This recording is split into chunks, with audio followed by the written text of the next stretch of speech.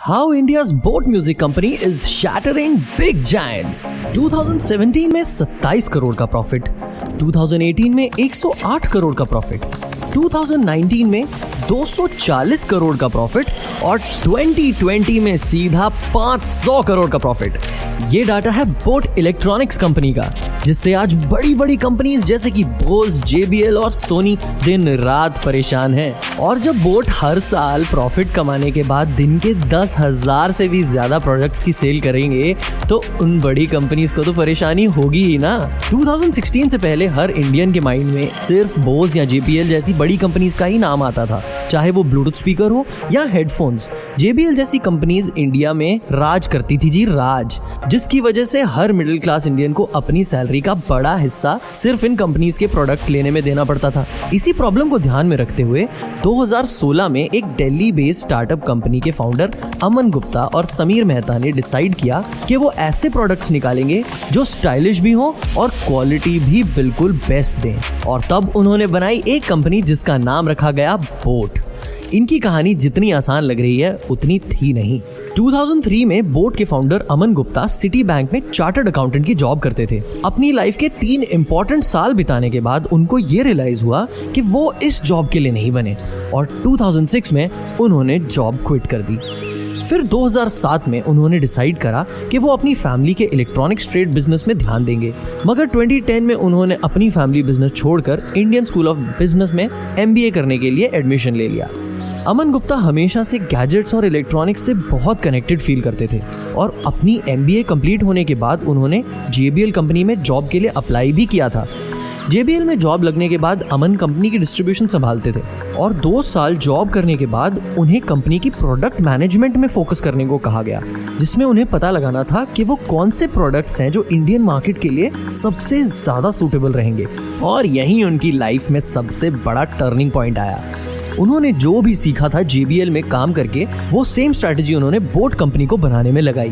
फिर आया 2016 जब अमन गुप्ता और उनके पार्टनर समीर मेहता ने बोट कंपनी को लॉन्च किया, मगर जैसा उन्होंने सोचा था वैसा हुआ नहीं, क्योंकि JBL और बोस जैसी बड़ी कंपनीज का बिजनेस ब्रेक करना उनके लिए बहुत मुश्किल पड़ रहा था।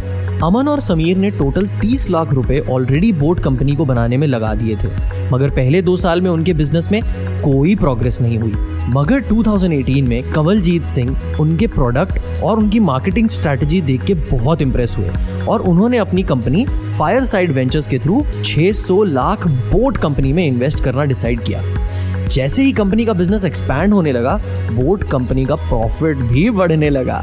लोगों की नजरों में आने के लिए इन्होंने famous celebrities like Kiara Advani और कार्तिक आर्यन जैसे एक्टर्स के थ्रू अपने ब्रांड की प्रमोशन करवाई। IPL टीम और लैक्मे फैशन वीक जैसे बड़े इवेंट्स को भी प्रमोट करके इन्होंने अपना नाम इंडियन मार्केट में डेवलप करना शुरू किया। क्योंकि उनके प्रोडक्ट स्टाइलिश होने के साथ साथ रीजनेबली प्राइस्ड भी थे और क्वालिटी में भी कोई कॉम्प्रोमाइज नहीं था, बोट कंपनी का प्रॉफिट बढ़ता ही चला गया।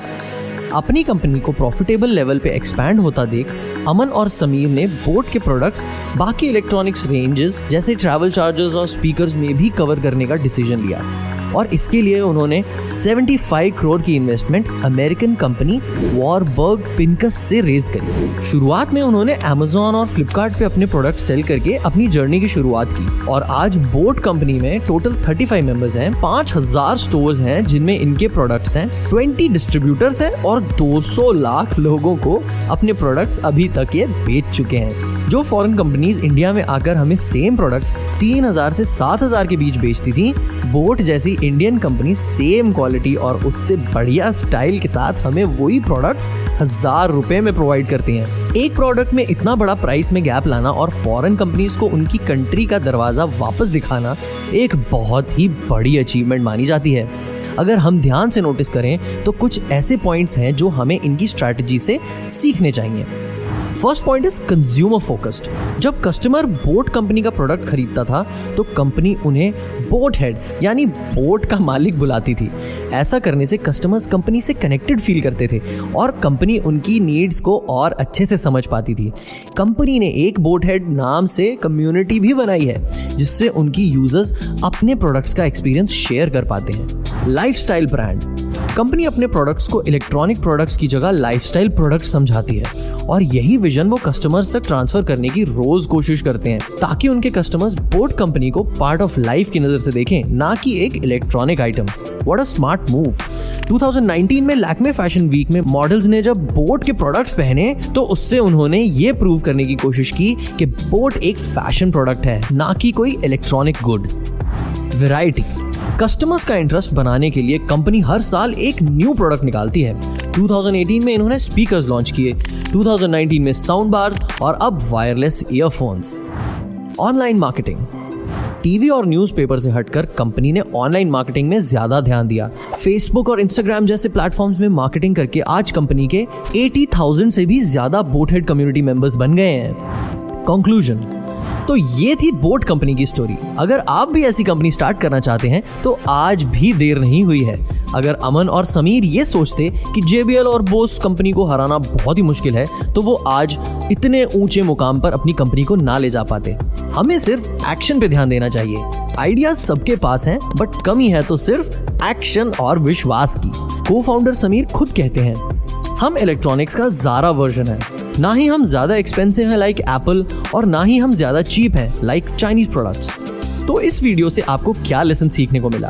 क्या आपको लगता है बोट वर्ल्ड की नंबर 1 कंपनी बन सकती है इलेक्ट्रॉनिक्स में? नीचे कमेंट सेक्शन में जरूर बताइए। हम उम्मीद करते हैं आपको हमारी ये वीडियो जरूर पसंद आई होगी। सब्सक्राइब एंड शेयर जरूर कीजिए एंड लाइक करना तो बिल्कुल भी ना भूलिएगा। Thank you for watching.